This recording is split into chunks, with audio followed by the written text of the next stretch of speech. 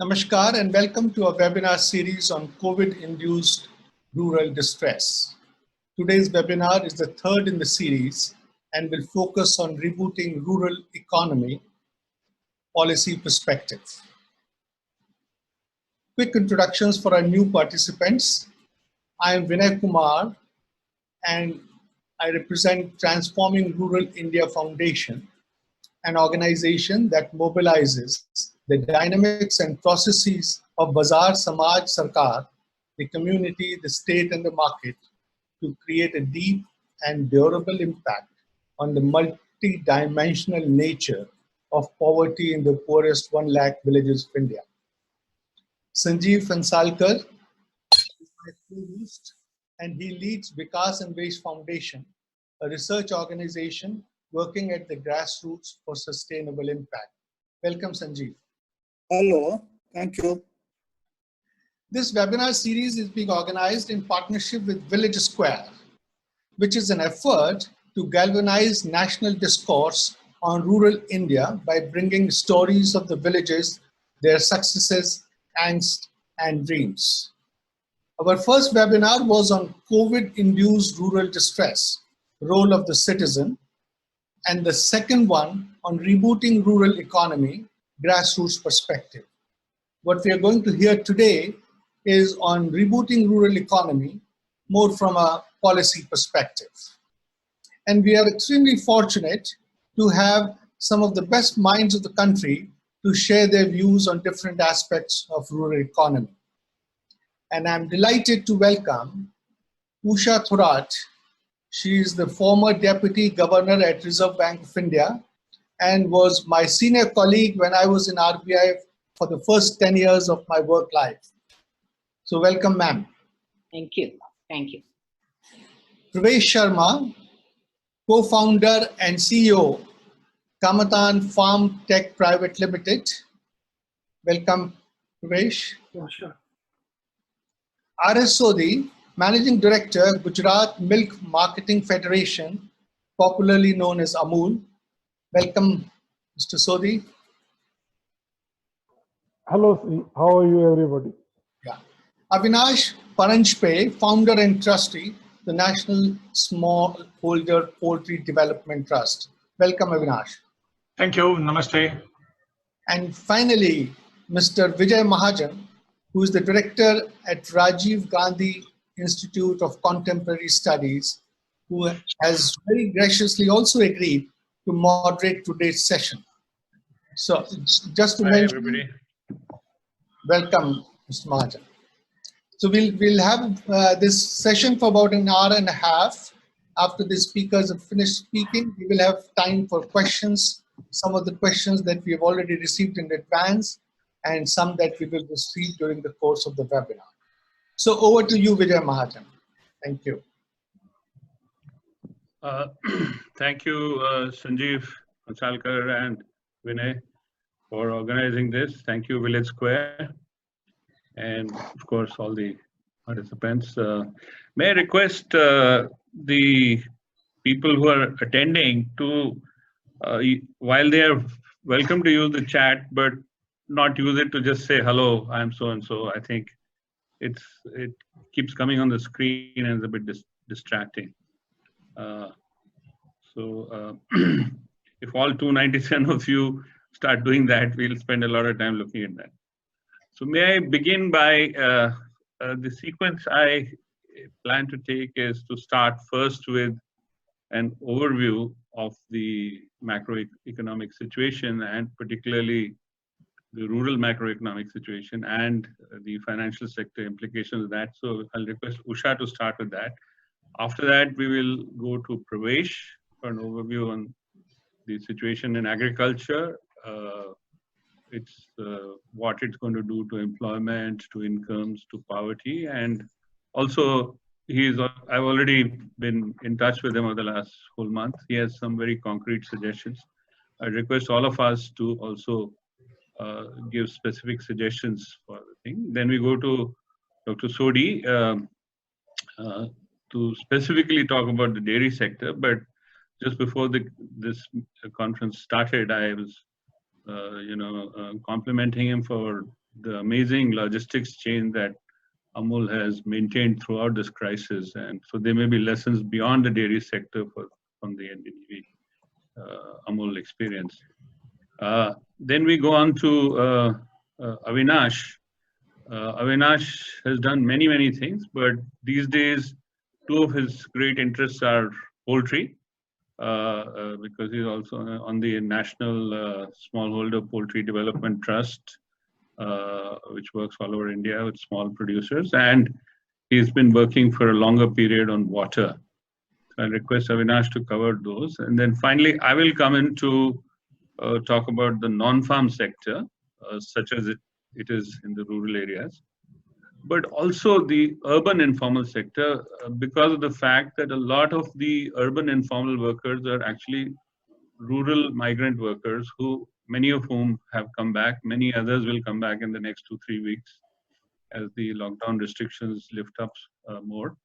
And so they will add to the rural workforce looking for work. And I hope each of us will take about 11 to 12 minutes so that we can finish the first part of it in about an hour.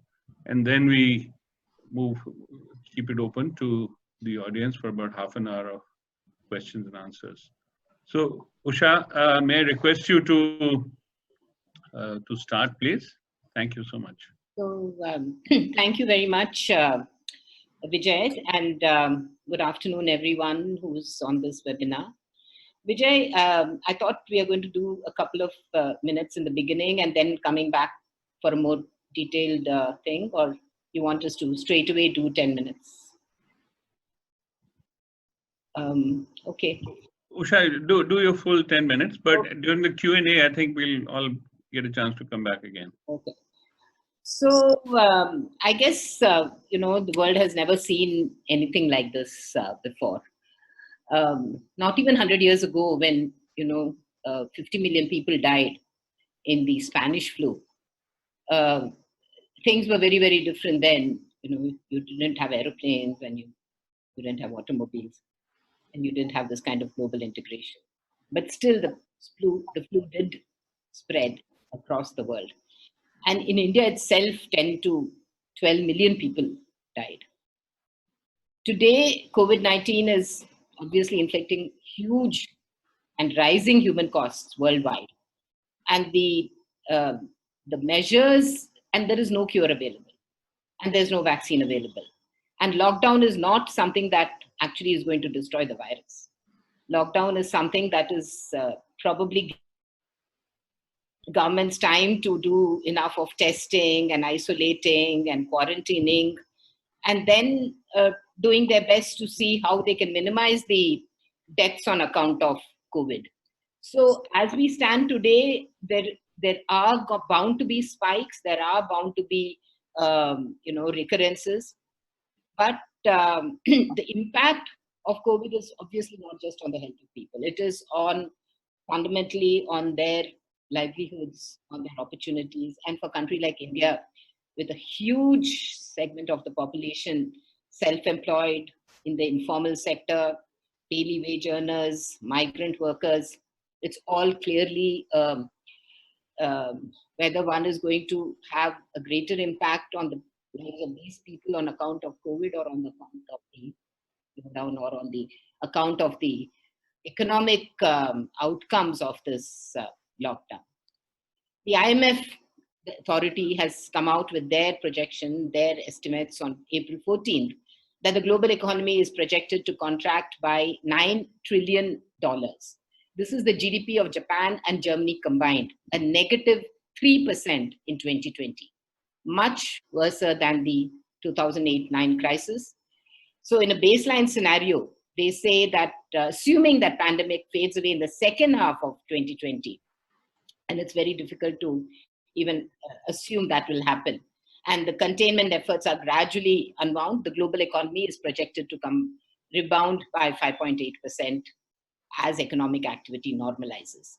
But the risks clearly are for more severe outcomes. And in fact, they have assessed that for the Indian economy, it's probably one of the few economies which is going to have positive growth at 1.9%. and a turnaround maybe of 7.4% in 21-22. But that I think is again quite optimistic, and I think the only thing we can say is that we are not sure. So let's look at where we stand in terms of what are the bright spots on the horizon and what are the obviously the challenges. The current macroeconomic are clearly, we have the advantage of the falling oil prices. So the kind of pace at which the oil prices have fallen is it's been unprecedented, absolutely not known to man. Then we also have record buffer stock of food grains. We have the prospects of a very good harvest, and we also have prospects of a good monsoon. So these definitely put in well for the food security and hoping for agriculture to contribute to that positive growth. We have inflation under control. We have sufficient foreign exchange reserves. And these, I would say, are on the positive side. On the negative side, the growth and employment was slowing down even before COVID. We have challenges in the various sectors of the economy, like the power, the telecom, the airlines, infra facing challenges. The fisc is also under strain. Not even, I mean, if you take into account the off-budget of the balance sheet of the government, the off-budget borrowings and all the other liabilities, and both at the central level and state level, the headroom for any major fiscal package is clearly very, very challenging. Financial system, and this is what we say when we talk about the twin balance sheets, there are many companies, many corporates whose balance sheets are very fragile. And the banking system and the non-banking financial systems, their balance sheets are also not only fragile, they're also vulnerable. So to get back to the rural sector, and I would like to, the outlook, like I said, is good. The good news is also that the lockdown is being lifted in the agriculture and allied sectors. Of course, this has impact in different states and districts differently. And the immediate challenges, as I see it, are really 5 in number. Bringing the produce to the market for both the transport. It's not only a question of removing the transport within intrastate and intra-district, inter-district. It's also across states. And even if that is allowed, we need the truckers to come back to work.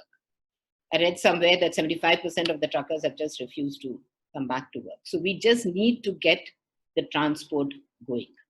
And like Vijay said, maybe Dr. Sodhi could throw some light on that. We've got to get the labor back. In some parts of the country, a lot of labor has come back, and maybe it's come in time for the harvesting and for the sowing. In other parts of the country, labor is just not available because they've moved out. For example, in Maharashtra, where I live in Kolhapur, the neighbor Karnataka, we get labor from there and from Telangana. Now, most of them have gone back, so you don't get labor for the harvesting. So labor is going to be an issue. Credit for seasonal agriculture operations. Of course, there has been a moratorium announced by the Reserve Bank, which really means that whatever crop loans or KCC was due March 1st, so March, April, May end, say June 1st, these would not be treated as overdue. And that would render the farmer eligible for fresh finance. So that's a good thing. But there are a number of loans which become due in June, and one would assume that this would need to get extended at least, so that fresh agricultural operations can actually commence. It would also be necessary to look at, and I'm not sure, this I guess you people will be able to let me know better, whether this is one of those situations which is treated. Reserve Bank has general guidelines for a package of measures to be taken as soon as there is a natural calamity. And I would say, if this is not, what else could be? So immediately, I guess, SLBCs have to be invoked, and then whatever measures have to be taken at the state level, at the district level, these have got to be taken. The more important one of this would be restructuring of an existing loan over a period of time, so that even though we are treating it as a moratorium and it's, it's got accumulated, unless it is restructured, the burden on the farmer will be quite high. There could be specific problems in specific states. For example, Maharashtra is implementing a loan waiver scheme. And I would say the worst thing would be, to do a loan waiver. So it would be much better to a restructuring. Some of the things which I felt is really important when we are talking about rebooting agriculture. Obviously, there's a lot of short-term measures that all of us will be talking about to immediately reboot it. But I think from a sort of a thought perspective, I think we need to look at agriculture from a slightly longer term perspective. I mean, many of the problems in agriculture comes because of the unremunerative nature of agriculture. Somewhere in all this, we have to look at what could be, what could be more, how it could be made more remunerative, and whether we should be really looking at a new way away from what one calls industrial agriculture. Because I'm keeping in mind that we have had COVID now, but I do see, looking ahead at this century, we are going to face the problems coming out of climate change. We are going to face the problems coming out of loss of biodiversity. So it means that we need to look at agriculture itself from mitigating some of these future risks that we clearly see. And this is the opportunity for us to really reboot agriculture in a very much more less water using, less power using, more of dry crops, more crop per drop, as the Prime Minister so eloquently put it last year. And he also gave a very strong statement in front of COP last year in Delhi, where he talked about this whole way of dealing with land, use of land and use of water and use of natural resources management in a way that it leads to a sustainable agriculture. So this is a thought that I really want to leave in this web series, although we are going to address the immediate problem. The other thought that I did have is how do we really make this whole market for agriculture much more efficient? And I'm sure all of you who have got much more experience than me will come in with a number of things. But I think making, we've had some relaxations of APMC here and there, but I think there's lots more to be done about the value chain. And in the context of the value chain, to really understand that almost 80% of the holdings are really up to 2-acre holdings. And how are we really going to help that kind of agriculture? The third point of a slightly longer term perspective that I would in fact say is what is it that we ought to be thinking in terms of the non-farm sector? Because 50% of the population is really in the rural areas, which is contributing to 17% of the GDP. So there is a need for us to also look at that. I think I will stop at this stage, Vijay, and hand over to the next speaker so that we can take up some of these points later. Thank you. Thank you very much, Usha. I particularly want to just mention to Avinash that the point that Usha made about using this crisis to restore our environment and particularly land, water, forest resources. I hope when you speak about water, Avinash will also cover that.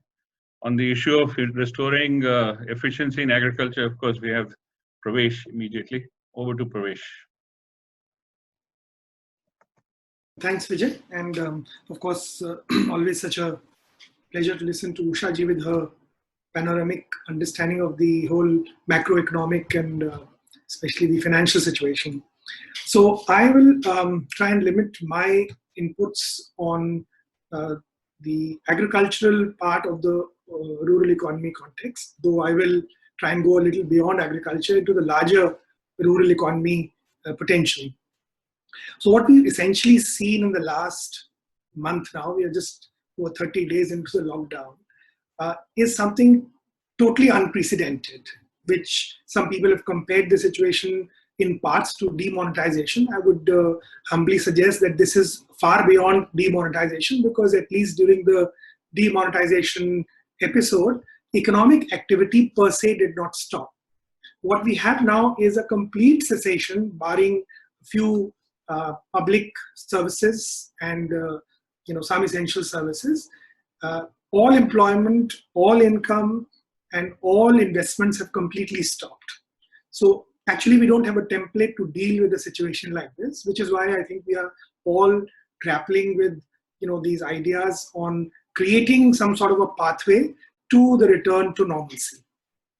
I also agree with Usha ji that this kind of situation, whether it's caused by a pandemic or, as she very, I think, insightfully said, increasingly, which will now happen due to climate change and the adverse impacts and the consequences of climate change, we are likely to continue to see such black swan events. They're not going to be so rare. So how do you prepare?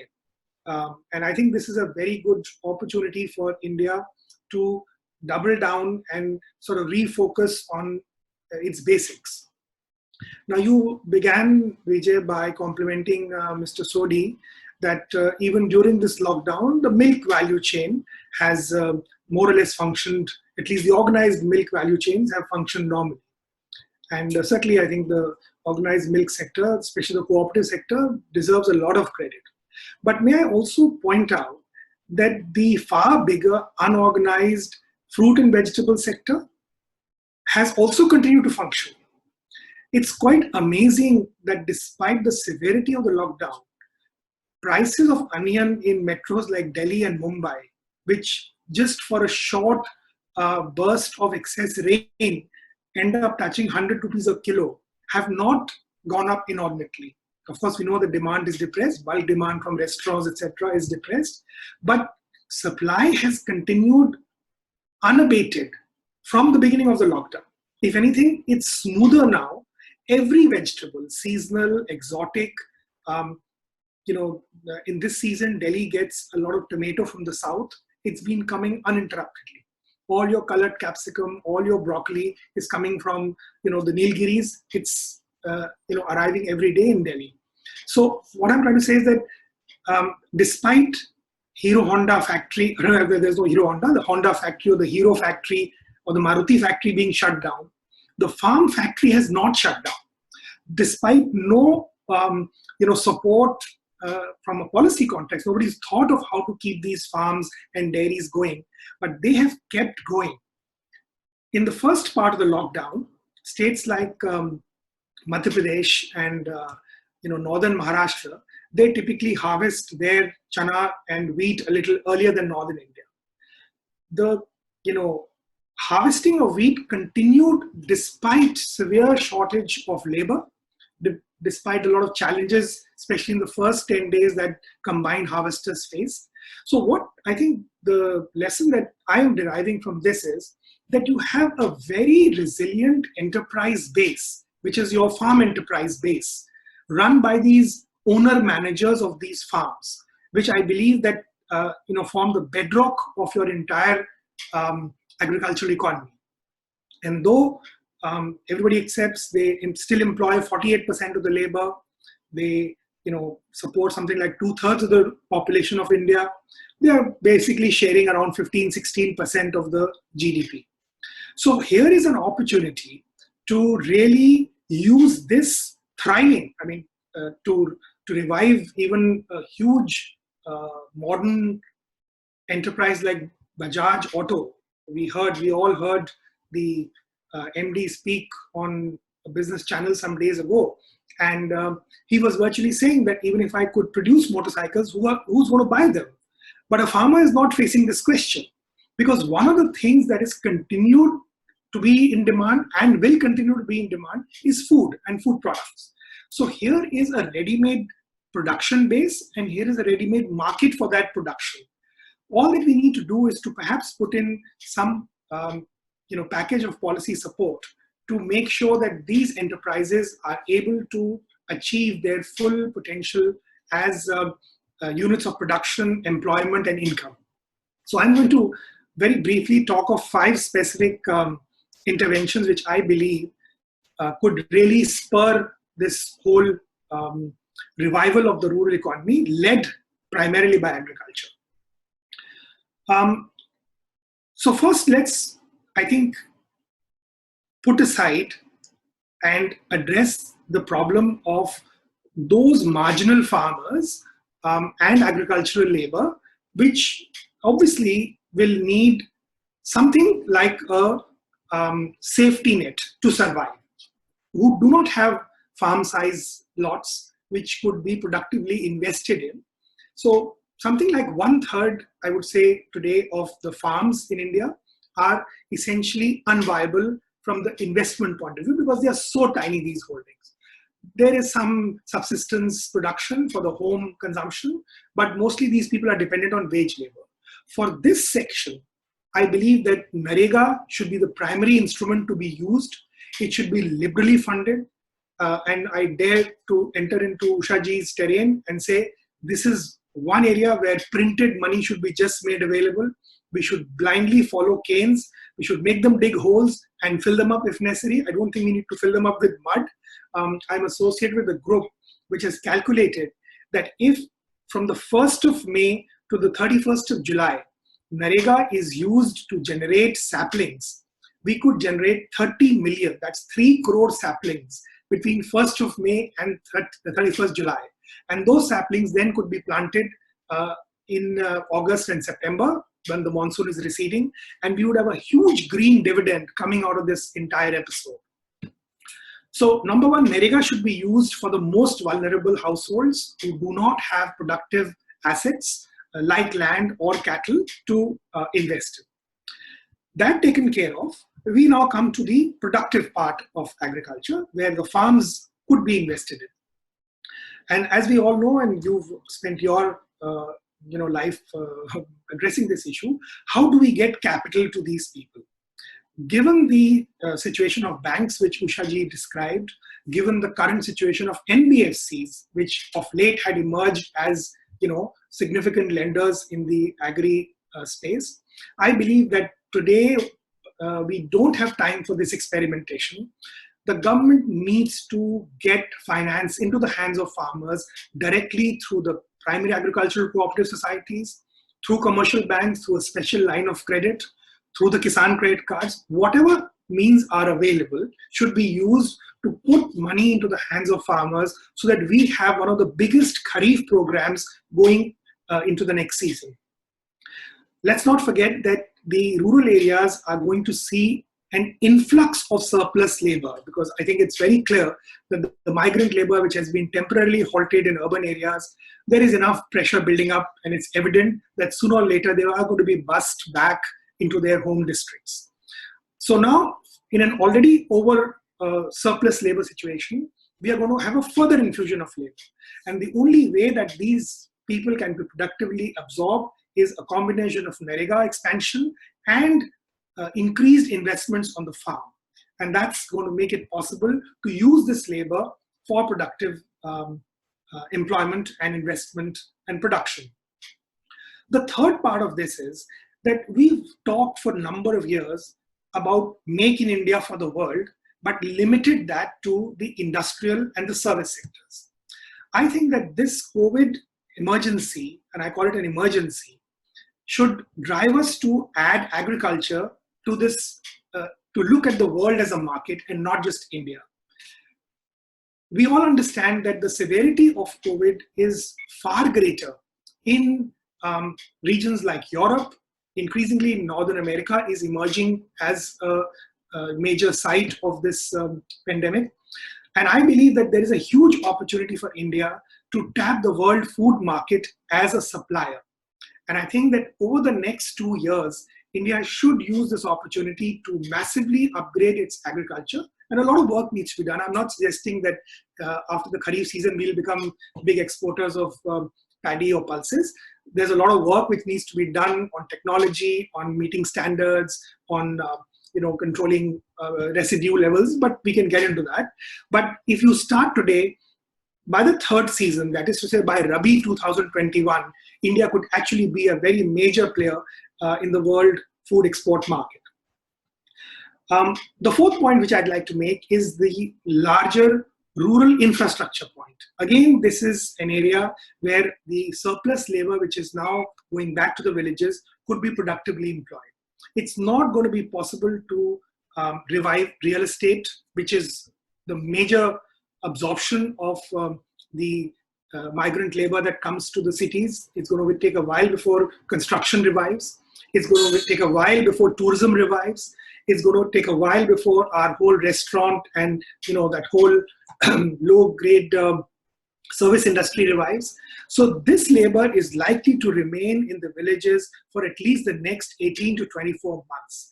And I believe this is a great opportunity to upgrade our rural infrastructure. We've seen the benefits of rural roads already.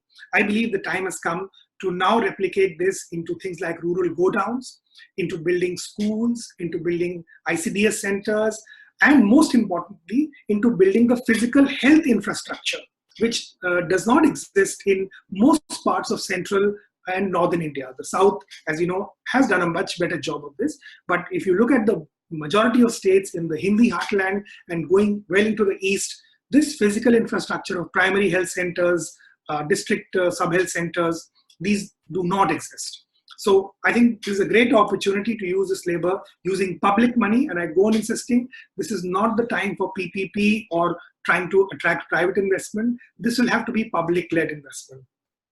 Finally, I'd like to conclude by suggesting that we need to look at this opportunity to unshackle a number of things. And I'm looking forward to hearing Vijay's remarks on the non-formal sector.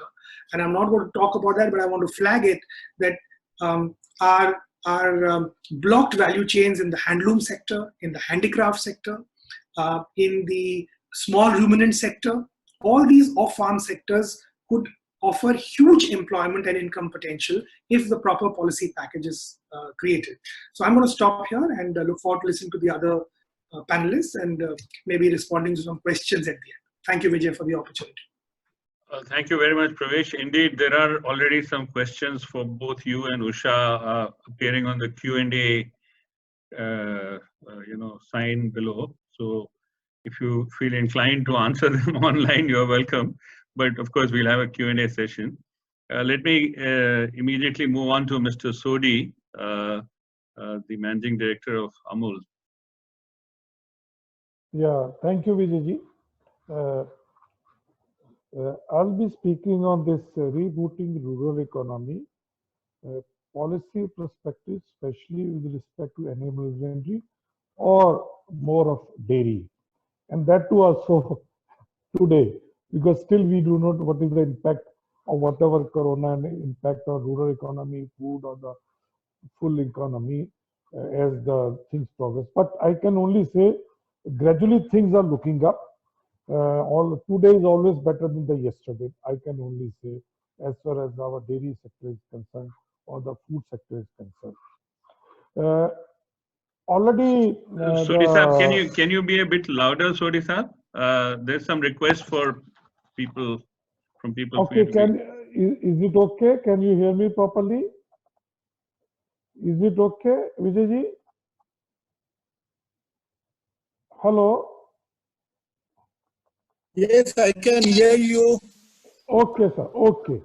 So what I wanted to say is basically, like the Pravesh mentioned, Usha mentioned, now everybody realized in this whole lockdown, what people are talking right from morning to evening, the one topic is always there, every home, everywhere, it is the food.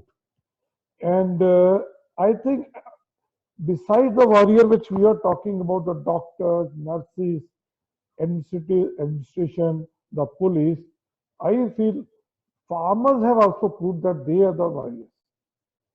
And it is because of our food security that we are facing this corona without any threat of food security. 1.35 billion. And fortunately, we are producing ourselves and consuming ourselves, which is the biggest advantage. Coming to the dairy side or animal husbandry side, animal husbandry side is contributing to around 4.2 or 4.3% of a 3 trillion GDP of India, which is around 11 lakh crore. And dairy out of it is around 8 lakh crore. And organized sector, cooperatives and private together is 2 lakh crore. Out of that, 60% is the cooperative. And in the whole, if you talk about the farmer's income, we know that out of the total average farmer income, 12% is contributing by the animal husbandry. And the growth rate wise, animal husbandry is giving 14% growth, vis-a-vis less than 3% in the farmer's income. And gradually we always seeing that disparity between urban income, urban household income and rural household income is reducing because of growth rates are lower in the rural economy. So one thing is we have to take care of more of the employment in the rural India. We have to see how we can reboot the economy in the rural India through animal husbandry, because that has got more opportunities, more potential, and growth rate is higher. Now coming to this corona impact on dairy per se. You see, like all perishable fruits, vegetable, I consider even the poultry and milk, there was an impact in the beginning because there was a threat that it will not be able to reach. But fortunately, like Vijay ji mentioned, Pravesh ji mentioned, there has been no much problem, except in some areas, some states, farmers face the problem of connecting with the urban markets and their prices, whether it's a fruits or vegetable or in the milk. And poultry, I think after me, Avinash ji will tell that how poultry farmers suffered. And this whole thing was, farmers got less, whereas consumer continue to get it, farmers got less money. So what is the impact of this? I'll talk later on. As far as the dairy sector in AMUL per se is concerned, I think we were fortunate because milk is considered right from beginning essential item. So whether it is collection of about AMUL is collecting today around 25 million liters of milk from 18,500 village cooperative society, 36 lakh farmers. There was not much problem. We took care of all the safety measures in the village collection center also and collection of milk. Same in the about more than 82 dairy plants, selling milk in the metro, whether Bombay, Delhi, Kolkata or Gujarat, because we are selling every day around 14 million liters of milk and #1 brand. So we didn't face much problem. Wherever small problems came, so we had taken care. But we took some measure, like first thing which we took care is that on 25th is communication. We communicated with all the stakeholders, whether farmers, transporters, or the consumers, distributor, dealers. They are saying that what is the purpose of this milk or dairy industry? How important is this?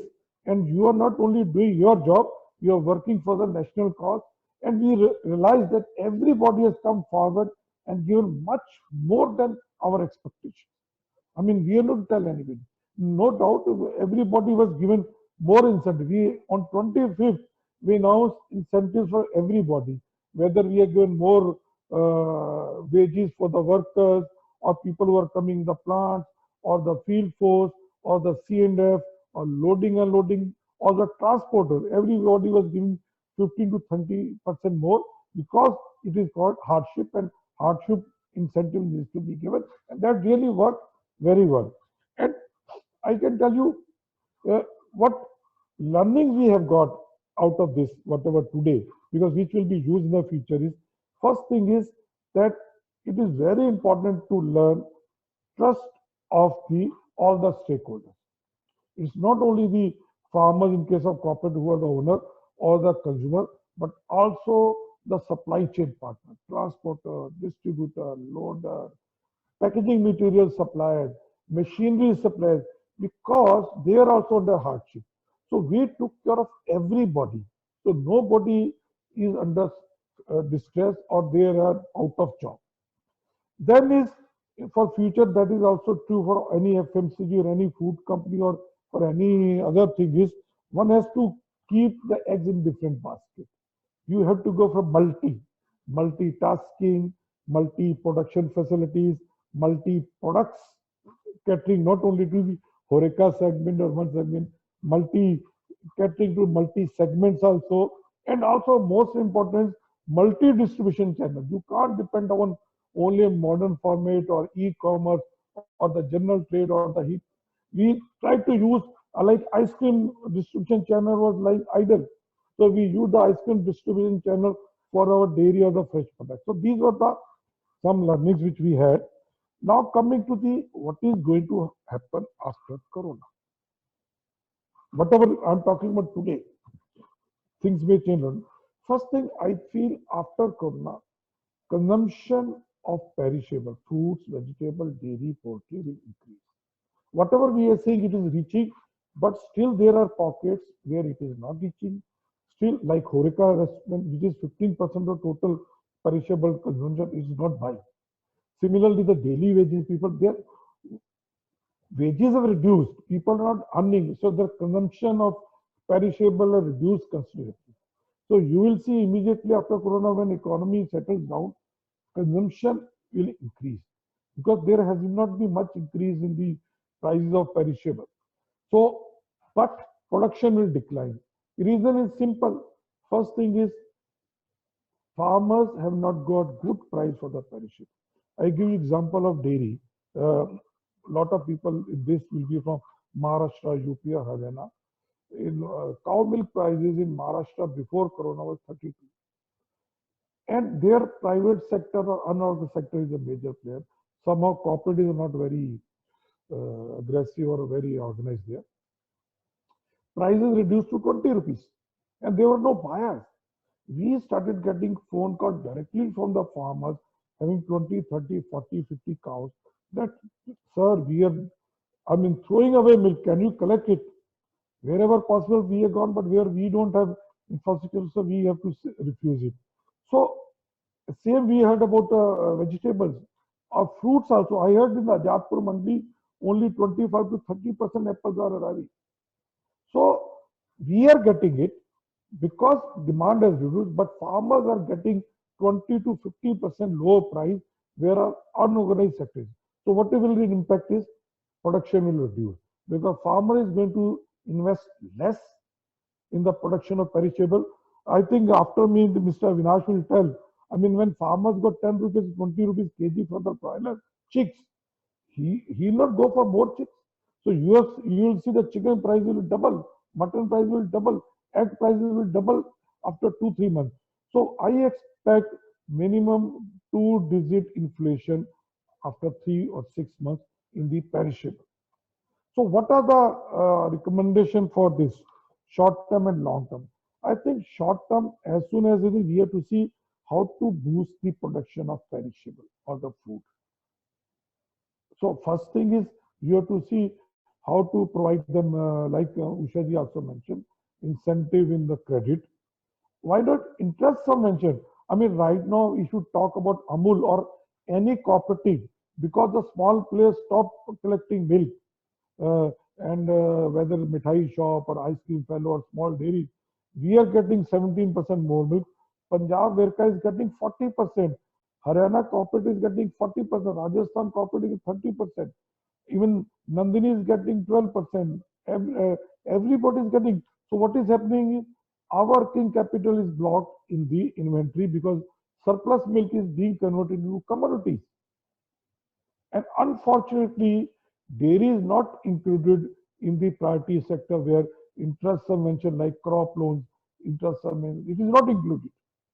NABARD has been given 24,000 crore rupees to finance, but dairy is not included. We have to buy from the, we have to take money from the banks or whatever any other industry is taking based on your credit rating and anything. So one is how to put more money in the perishable sector. Second is that this is also the time to scale up the organized or cooperative sector because farmers have learned, consumer learned that in case of distress, it is a cooperative or the organized sector which will come. So this is a time to scale up because you have got the trust of both the important stakeholders. Then is one area I think which is for agriculture is what I feel is if you want the wheel of economy to move faster, you have to increase the consumption. And consumption can only increase if we spend more. And that money, instead of giving 1 lakh, 2 lakh, 3 crore, lakh crores of rupees to the industry, which will invest in long term, give that money to the farmers. 70% people have. Instead of 6,000, give 24,000 rupees in the Prime Minister Fund.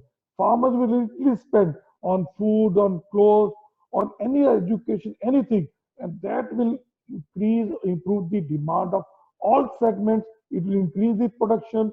It will increase the employment in the urban India, and the whole wheel of economy will start moving. And in the long term, I think is we have to work how to increase the productivity. I mean, animal husbandry side, that is the area we have to invest. Second is most of the developed countries suffered a lot in this corona. I'm talking about dairy. USA, Europe, they have suffered badly. I mean, 10 to 20% milk is not being collected. Prices have dropped. So what I fear is after this corona is over, all these countries are going to put a lot of pressure on India for free imports of dairy or other food. So we have to see how to protect our policy makers, our policy holders to ensure that this time after corona, we have to be with the side of Indian farmers, Indian producers who are really stood with us during this corona and has given us the food security. And the other sector is, I think, is the why not put dairy sector also under the priority sector? I think Usha ji also talked about that. And I think overall, I think this is a golden opportunity for India after corona to grow at much faster pace than in India. And our confidence in Indian economy, Indian policy. I'm very, I'll give 100 marks to Indian administrators. They are really stood with us or with farmers. We have not to approach people. I mean, problems were there at the ground level, but every IAS officer, every collector, every secretary, every chief secretary, all ministries come forward to help. All the permission, wherever problem, one notification after other notification. Usha ji mentioned about truckers problem. I remember when we faced, initially they said the trucks were allowed to go with the essential items. We faced the problem that trucks are allowed, but empty trucks are not allowed to move. So when we brought this into the information of the concerned people in Delhi, next day notification was issued. I remember, I mean, lot of our truckers faced problem. Intrastate was not allowed. So whichever chief secretary we talk, they immediately started doing intra. I know that lot of trucks are standing still on the road because the drivers have ran away because they got pressure from their family. They were not allowed to go back to the villages if they take a round of Bombay or to the Delhi. So those pressure, but gradually, I have gone just now from Anand to Gandhi Nagar for some meeting. When I was coming, I saw only trucks moving on the road, no car, nothing else. So infrastructure gradually is coming. Only, and now I think gradually shops are also going to be open from tomorrow or day after tomorrow with some social distancing. I think things will normalize. And the only thing is we have to take all the safety measures so that we can keep this spread of corona as minimum as possible. Thank you very much. Thank you so much, Dr. Sodhi. You've raised some very practical and important points. One or 2 points, Usha, I want to flag to you. One is the possibility of inflation because reduction in demand, reduction in supply due to the farmers' response to depressed prices, and increase in demand partly because purchasing power is going to be maintained through various ways. So that's and particularly if you're talking about printing money, then on top of that, inflation could undo a lot of the welfare that is being done. Similarly, the point about using this as an opportunity to cooperativize farmers or organize them more broadly, it's a point I think, Pravesh, you may want to come back in the Q&A. I think what I find very, very interesting in this discussion, Usha has already pointed out to very long-term issues like how we can use this to combat climate change and at least mitigate its impacts. Pravesh has talked about agriculture-led growth, including a big export thrust. Sodhi is talking about enhancing farmers' cooperativization. I think this is the spirit in which we'll have to work, that while we are resolving short-term problems, we need to pay attention to the medium-term and long-term structural changes that are required and use this as an opportunity to leverage that. Avinash, I just want to start by saying that at least 3 speakers have talked about Manrega, and since you will talk about water, please try and link the two. Thank you. First, let me give a brief understanding of the poultry sector. Much before the COVID outbreak happened in India, as the news started trickling in from China, fake news rounds on the WhatsApp linking chicken consumption with COVID infection started doing rounds. And way before the lockdown happened, wholesale chicken prices had already dropped to 10 rupees a kilo. So from mid-January to early March, poultry sector had already suffered a substantial loss. Mr. Sodhi made a mention of that. And now we are facing a situation where prices have started going up, not because demand has revived, but a large number of poultry producers have either shut down their sheds or have culled their live birds, and there is simply supply shortage. Because there is a supply shortage, demand is prices have started picking up, but poultry producers are unable to take advantage of this situation. So we are in a very precarious situation where much of the poultry industry and certainly the cooperative industry that is organized under National Smallholder Poultry Development Trust, we have wiped out nearly all the working capital. And in order to start the whole business again, we will need injection of fresh capital. As it turns out that there are about 2 million poultry producers, about 1.6 million poultry producers for whom poultry forms a 40–50% part of their income, and remaining where poultry is the only source of income. Now, when they have lost all their income and all their working capital, there would be a need to inject fresh capital. Now that lockdown has been partially lifted, it is lifted for the agriculture and poultry sector. We are in a precarious situation that the negative sentiment of poultry has not yet vanished, both from the minds of the consumers and in the village. So while we are making attempts to restart the poultry operations in villages, in quite a few villages, we are experiencing a situation where the village panchayat is saying that, no, we don't want to start poultry. And we are at a loss to understand how to deal with this psychological negative that has been associated with the poultry industry. So both in the consumption side and on the production side, there are going to be issues that we are going to face.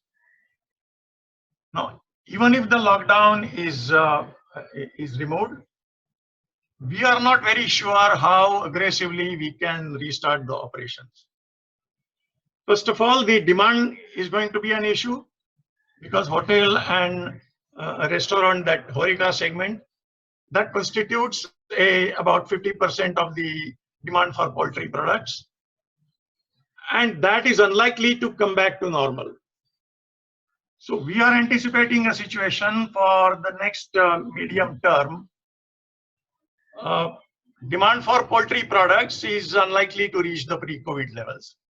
It might be just about 50% of that. So an average smallholder poultry producer who used to make 30 to 40,000 rupees of supplementary income, for many of them, this was the only cash income. They are going to find at a complete loss as to where to find this income. Maybe they will get 10 to 15,000 rupees over the medium term. But my worry is even more fundamental. If for some reason we are unable to deal with the negative sentiment associated with the poultry, then something in the nature of a permanent downward shift of the demand schedule is likely to happen.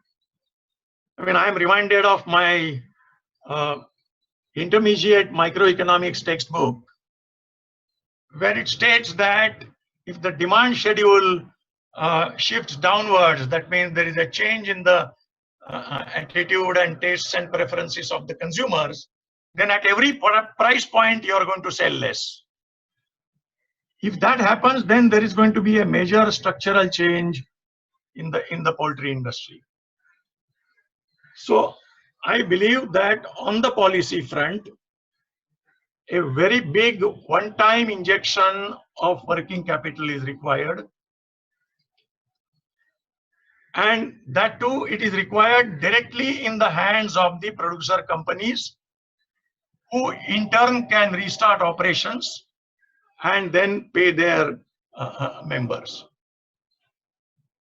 One positive thing we are experiencing is that because maize and de-oiled cake, soya de-oiled cake, they are the major ingredients of poultry feed, and because of a fall in demand for poultry products, prices of maize and soya have also dropped. So that is good news for poultry. It might increase the margin. So even though capacity utilization may come down, poultry producers may be able to get a slightly higher income. But that's going to be bad news for the upcoming Kharif season. So all in all, the scenario for poultry is not very optimistic. Unless we have a one-time working capital injection of the order of 500 crore plus in the entire sector. Coming to the water side, we have been doing a lot of work with individual farmers. We are trying to construct water harvesting structures for individual farmers. And that has been paying very good dividends for the farmers.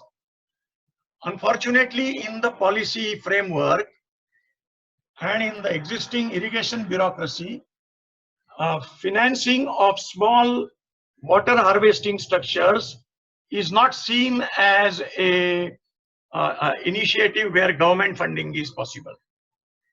So we have been working on this for the past 7-8 years, mainly in coastal Maharashtra, where an investment of 25,000-30,000 rupees results in a rainwater harvesting storage of about 10 to 15,000 liters, and that becomes sufficient for vegetable cultivation, horticulture cultivation. So using NREGA, if a large number of such water harvesting structures are created, I think that will provide a great boost for the agricultural economy, especially for smallholders, vegetable and horticulture production, fruit production.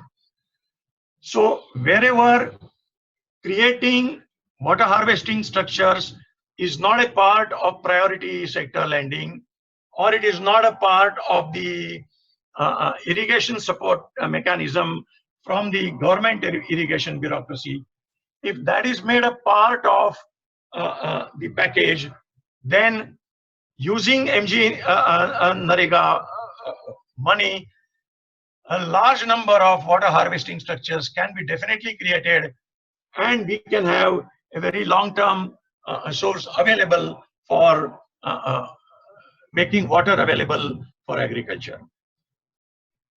I think I will stop here, and I think we are running out of time also. So let Vijay take over.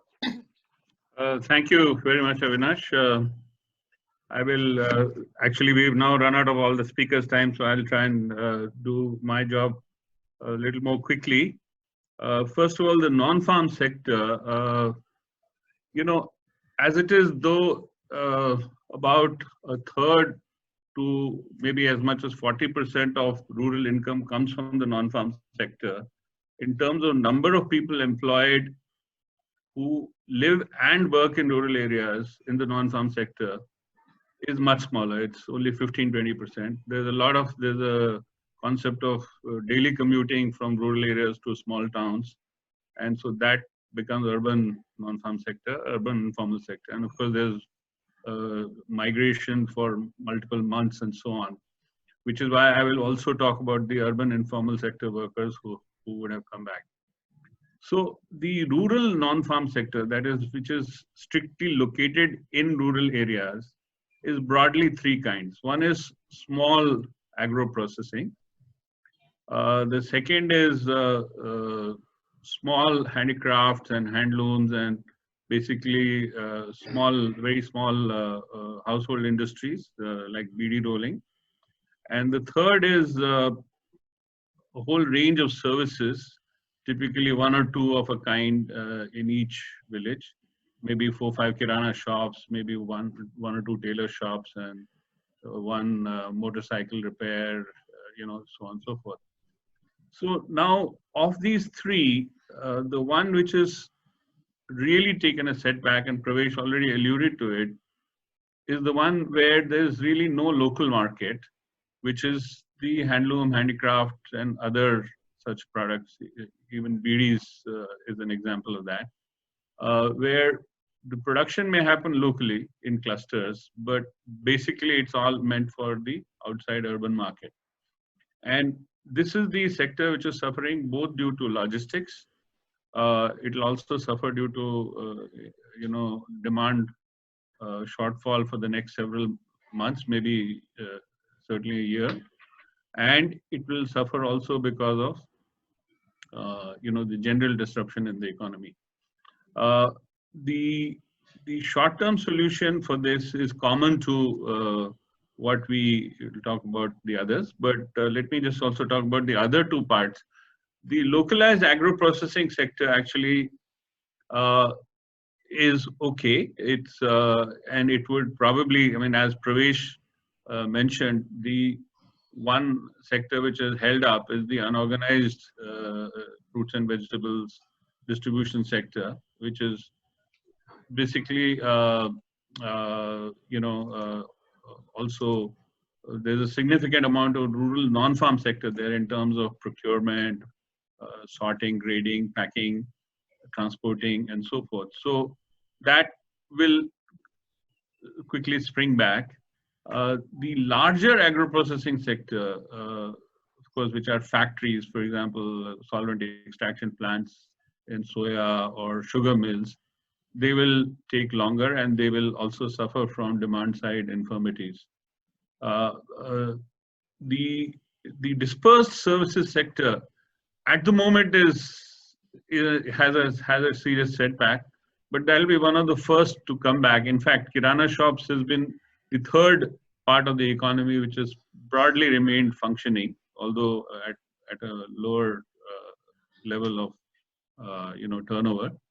So the dispersed services sector will remain. So on the whole, with the exception of the handloom, handicraft, and external sales kind of products like BDs, the rural non-farm sector would probably not get as much of a setback.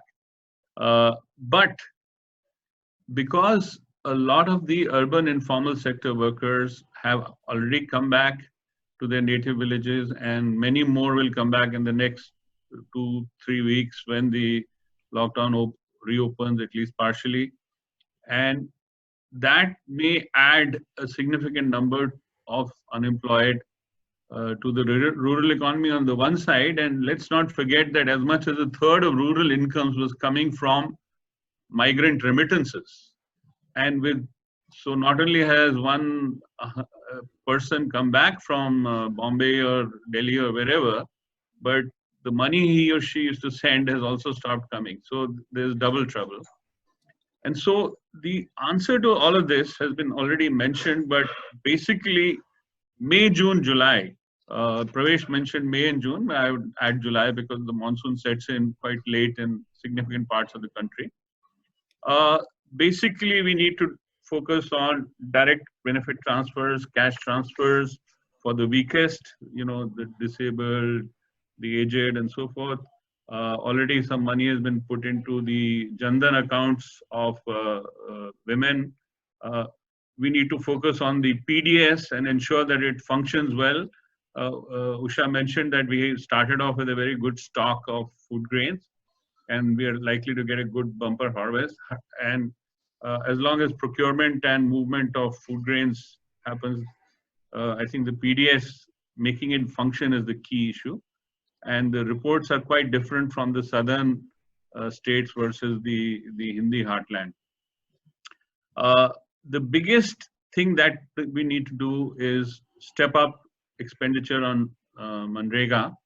I have done very detailed calculations for a different platform, but the highest number of people that were employed in Manrega was about 7.6 crore last year.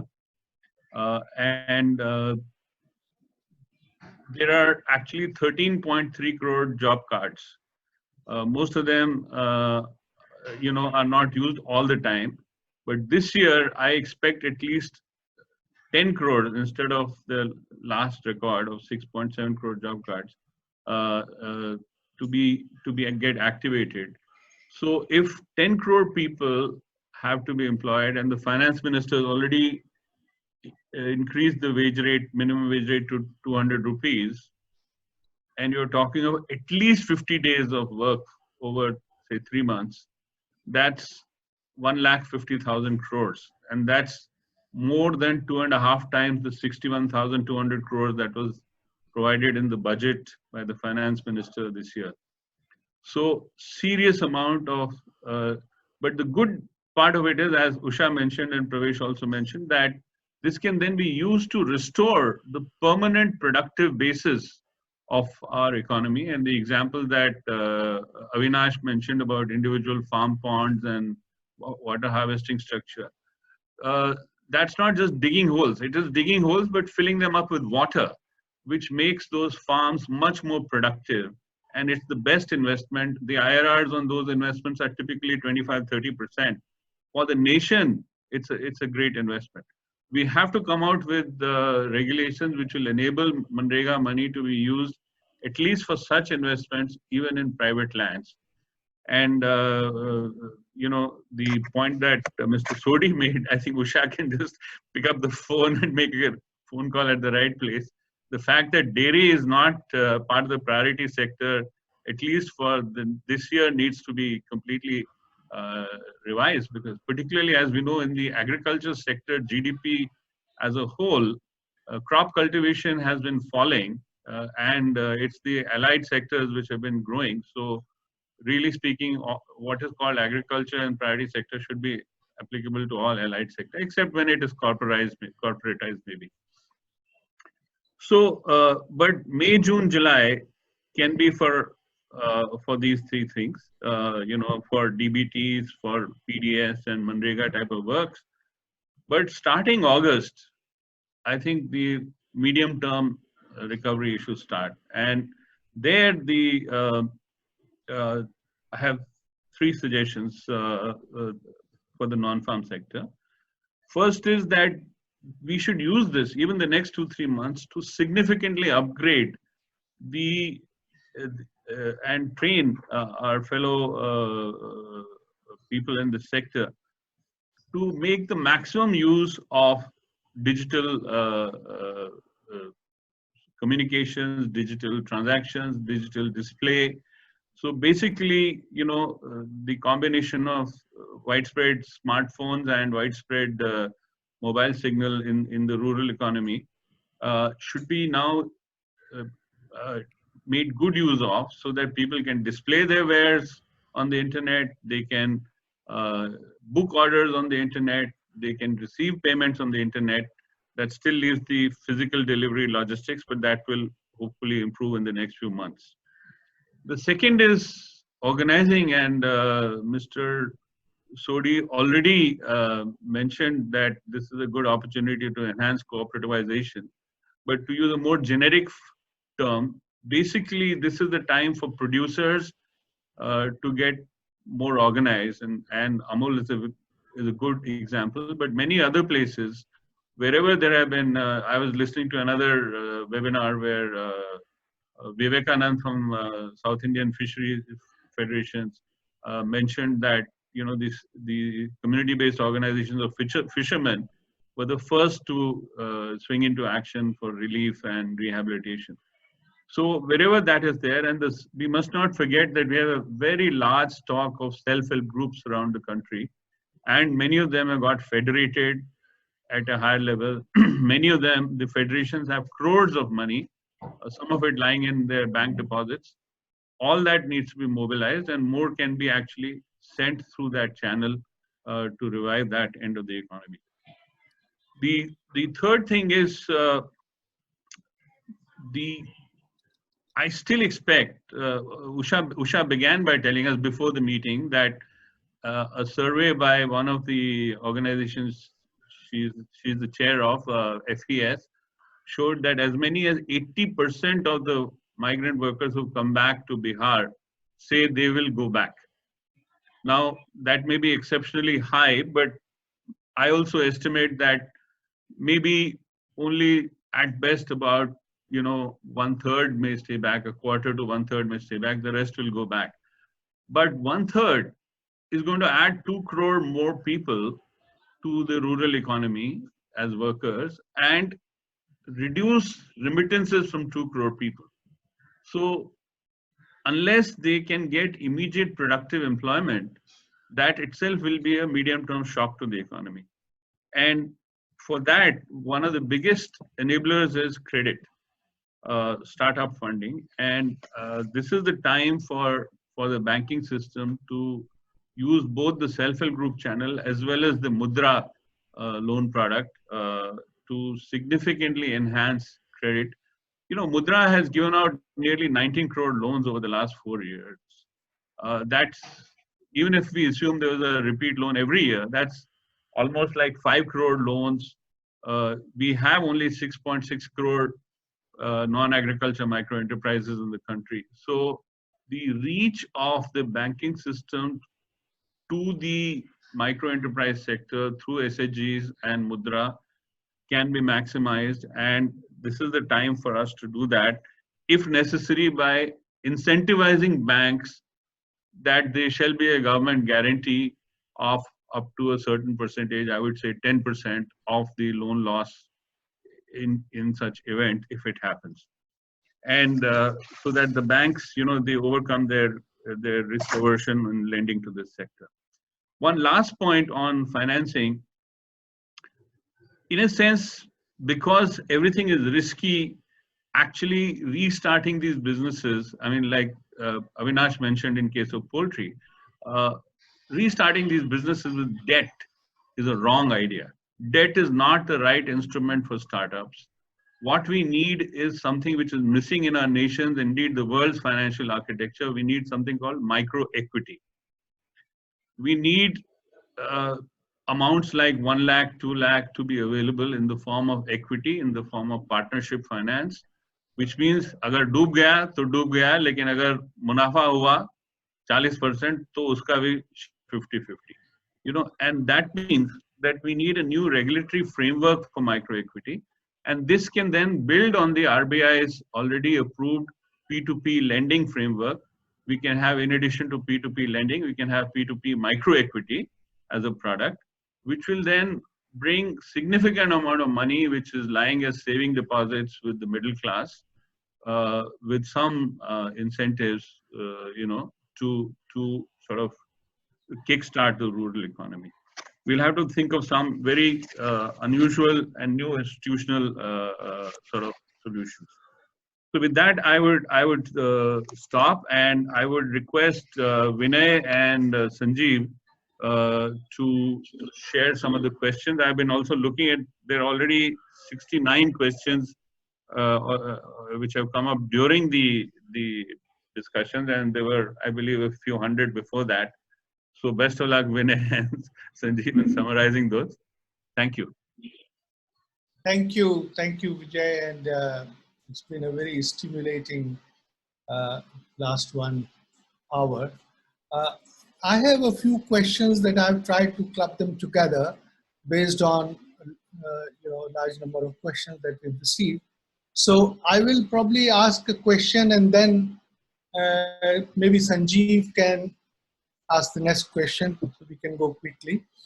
I think there's one question which, Vijay, you have alluded to that, but there is a specific question on, in this situation, can farmers' collectives, such as FPOs, play a vital role in rebooting the rural economy? And if so, what policy initiatives can the central and state governments come up with to help them? You want to take it, or maybe? Well, this is right up Pravesh's street. He's the creator of the FPO movement, or at least the recreator of the FPO movement. Pravesh, are you there? Thank you. Yeah, thank you, Vijay. So I saw the question. I think it was posted on the Q&A also while others were speaking. So I was trying to stay a little at a macro level, because I don't think that any one silver bullet sort of solution, and I don't think the question is alluding to that. Of course, the entire architecture of the rural sector as it exists, PACs, SHGs, as you rightly said, federations, FPOs, everybody has to play a role. Where I might differ is that perhaps at this stage, we don't have the luxury of getting into fresh mobilization and institution building, because we all know that's a medium-term sort of outcome. What we are looking for is right now buttons to press, which would result in a sort of input-output response in a short term. So definitely FPOs have a role to play, but let's be honest that the number of FPOs or even the number of cooperatives, except in the milk sector, is not of the sort of scale which could carry the weight of this huge challenge before us. So of course we definitely want to engage the FPOs, and we could get into specific like improved credit access for them, improved market access, but those are all well-known things. What we need right now is massive pump priming, as many speakers, including you, have said, using NREGA as a tool to generate employment. That will create demand, number one, demand for food. That will incentivize production. And I go back to my original intervention. We need something beyond the local rural economy to, excite, shall we say, these rural producers. And given the fact that we today are surplus internally as a market on all food products, all cereals, pulses, also now lately, except oilseeds, we are surplus in every other product, milk, fruits and vegetables. So the only way we can move to the next level is to open up something like exports. As I said, that's a pathway, but that will require investment today. And that is what I believe could spur the next level of income generation and employment generation in the rural areas. So I'll say this much. Thank you. Thank you. Sanjeev, you want to ask the next question?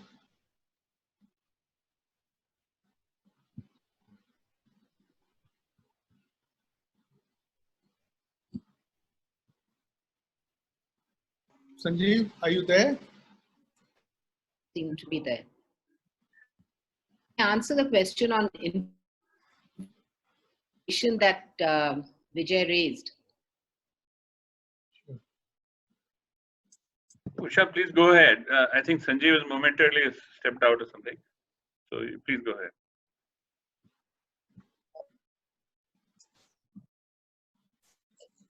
Vijay, can I answer that question on inflation? Yes, yes, please go ahead, Usha.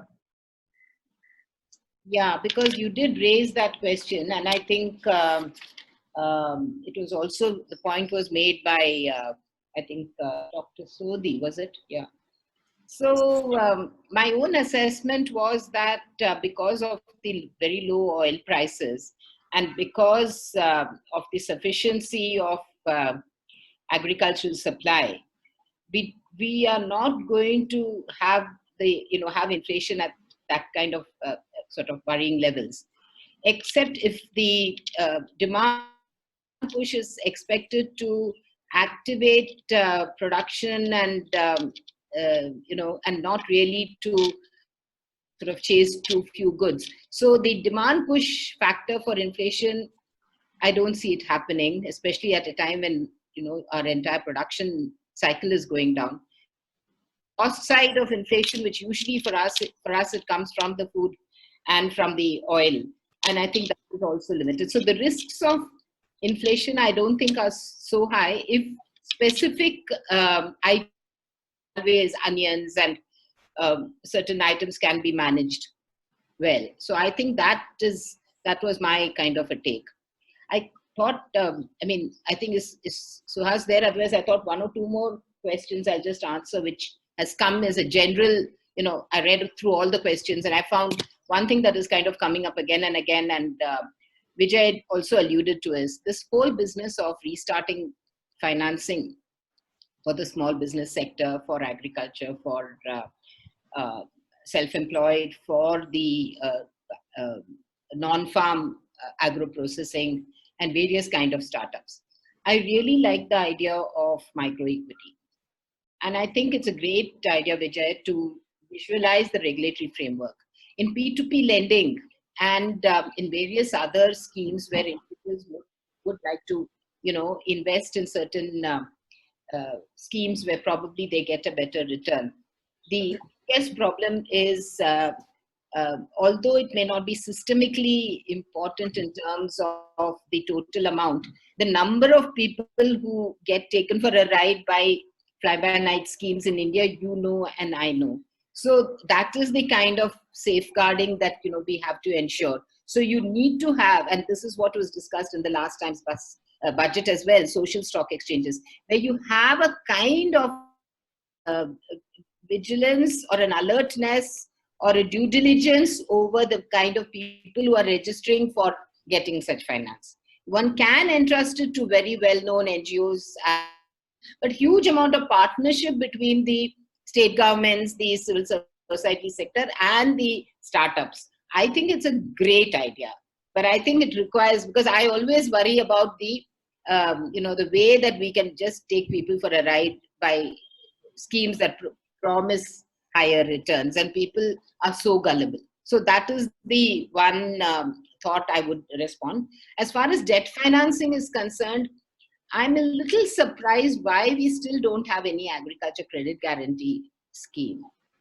Loans for agriculture, loans are not under any credit guarantee scheme.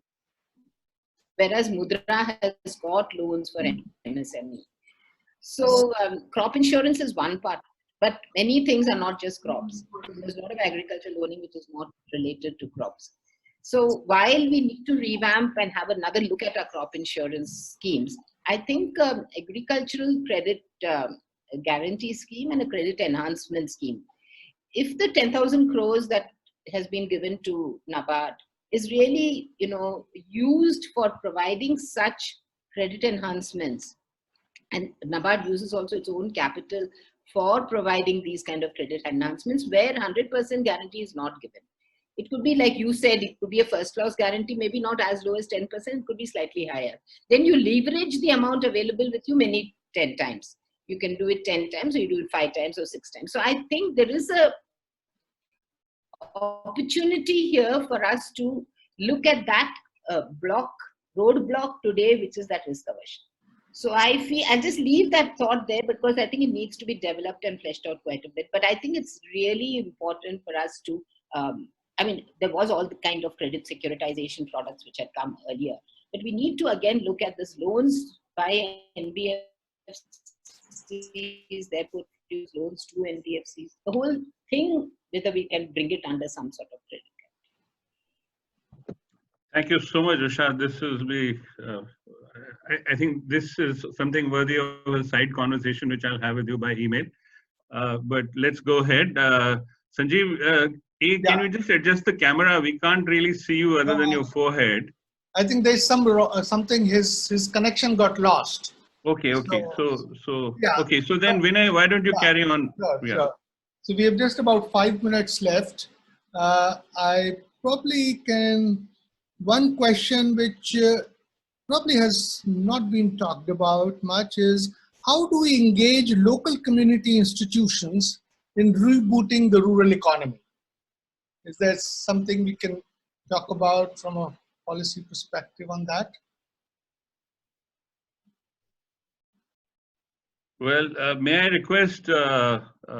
Sodhi initially, and then maybe Avinash also to speak on this briefly? Yeah, I think sorry, I'm not able to understand. What do you mean by local community? I mean, cooperatives is an example, but self-help group federations and so forth, NGOs. I think that has been already discussed by the other panelists, because we have found that wherever these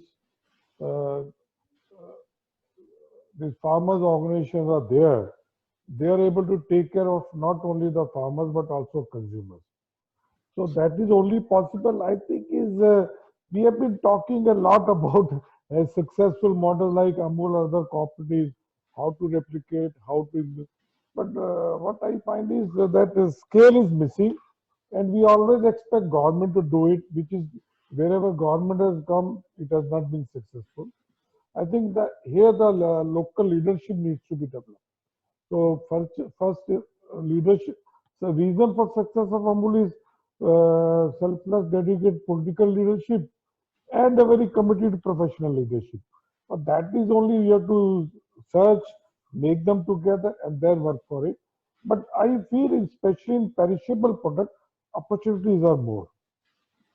And instead of the other food items, perishable food products, opportunities for local community coming together, forming cooperatives or FPO or self-help group and working, and maximum investment need to be done on the market linkage than giving more emphasis on production and process. Market linkages needs to be given the maximum emphasis. Avinash, both in water and poultry, you use community institutions? No, in water, we are not using community institutions. In fact, in water, we have not been successful. In fact, in water, most people say me and my plot and my this thing. It requires huge organizational expense to organize community under water. That's what our experience is. And Usha in poultry, wants to come in for a second. Yeah, Usha.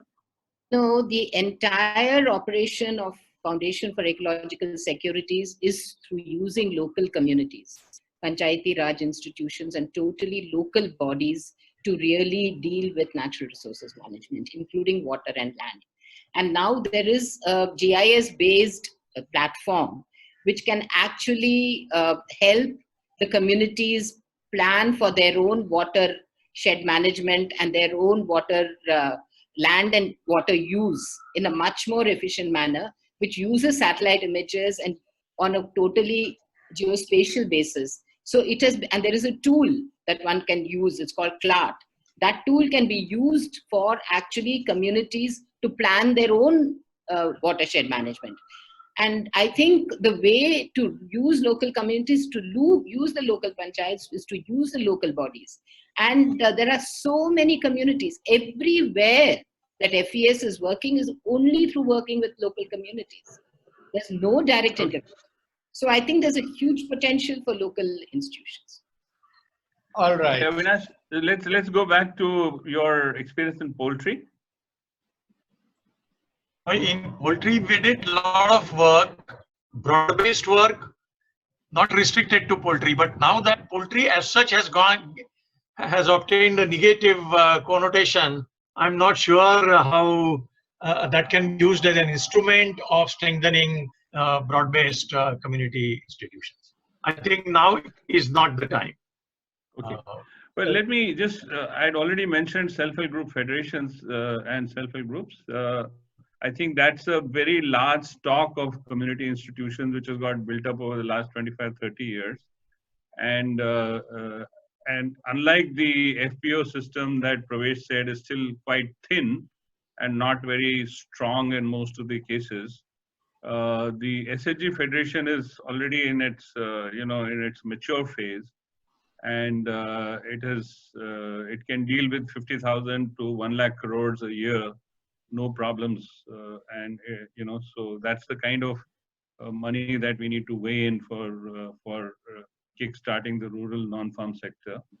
Everything else which is said about agriculture, of course, is very valid. I think Usha's point about, this is the time to introduce an agri credit guarantee program is a very valid one, and we should not think of it as only narrow crop cultivation, but indeed the whole natural resource regeneration of the kind, FES kind that you were talking of, and the water harvesting structure that Avinash was talking about.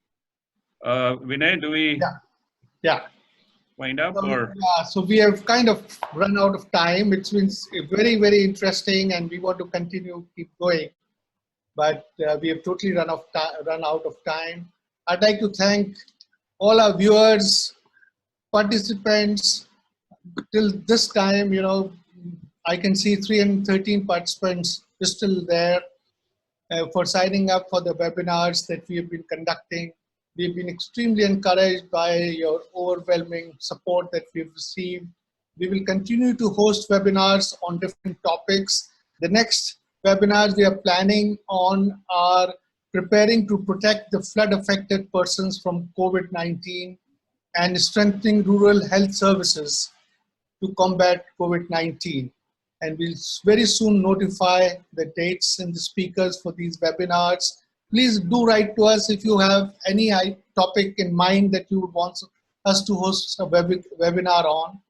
And if you wish to learn about earlier 2 webinars, listen to the recording, do visit villagesquare.in/webinars. We have created a microsite. If you want to know about the speakers, about organizations, please visit there. And once again, I'd like to thank our speakers for making today's webinar such a thoughtful event, and also thank you very much for your valuable time.